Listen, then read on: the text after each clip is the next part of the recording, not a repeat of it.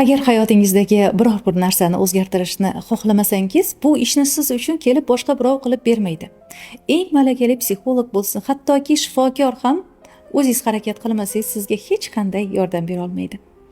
Hayotingizdagi har neni ildizi va sabablari o'zingizda, hatto oilaviy baxtingiz ham o'z qo'lingizda desak ham bo'ladi. Shuning, agar sevgan insoningiz bilan munosabatlarda siz baxtsiz bo'lsangiz, bu kimdir sizga issiq-sovuq qilganidan yoki oilangizga ko'z tekanidan emas.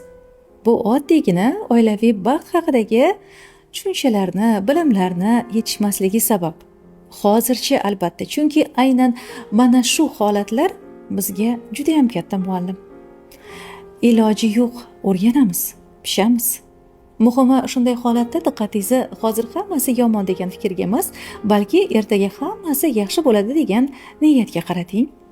Bu juda ham muhim. Aks holda qalbingizda umidsizlik yoki bo'lmasam tushkunlik holati shakllanib boraveradi.